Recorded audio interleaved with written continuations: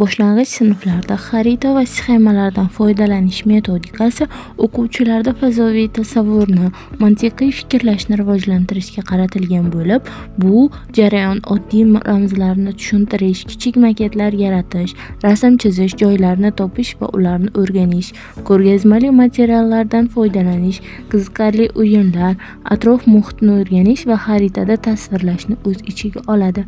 Bu esa ularda o'z atroflaridagi dunyoni tushunishga va xaritada aks ettirishga yordam beradi.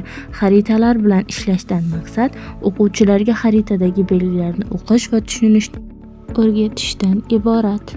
Yer yuzini va uning ayrim qismlarini xaritadan foydalanib o'rganish qulaydir.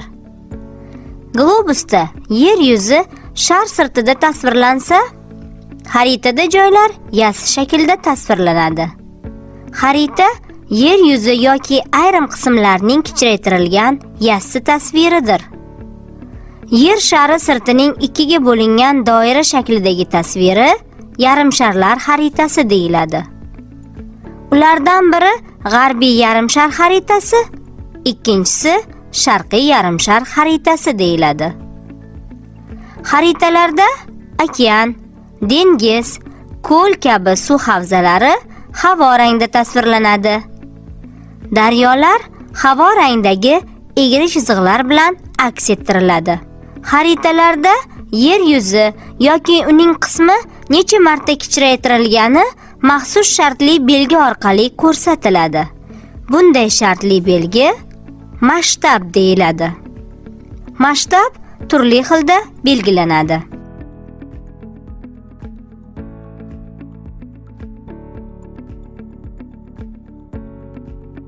Tabiiy xarita. Yer yuzidagi barcha dengizlar okeanlarga tutashgan.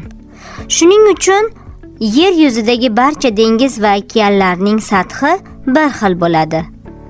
Yer yuzidagi quruqliklarning balandligi ana shu dengiz sathiga nisbatan hisoblanadi. Yer yuzidagi quruqliklar sirti notekisdir. Ba'zi joylar pastroq bo'lsa, boshqa joylar balandroq bo'ladi. Ayrim joylar esa juda balanddir. Yer yuzining baland-pastligi tabiiy xaritada ko'rsatilgan bo'ladi. Tabiiy xaritada quruqlik balandligiga ko'ra turli ranglar bilan tasvirlangan bo'ladi. Tabiiy xaritada tasvirlangan joyning rangiga qarab, shu joyning dengiz sathidan qancha balandligini bilsa bo'ladi. Xaritadagi balandlik shkalasida har bir rang dengiz sathidan necha metr balandlikda ifodalanishi yozib qo'yilgan bo'ladi. Yarim sharlar tabiiy xaritasida butun yer yuzi tasvirlangan. Yer yuzining bir qismi tasvirlangan tabiiy xaritalar ham mavjud. Bizning mamlakatimiz O'zbekiston Respublikasining tabiiy xaritasi shunday xaritadir. Bu xaritada o'lkamiz hududining yer sathi balandligiga ko'ra turli ranglarda tasvirlangan.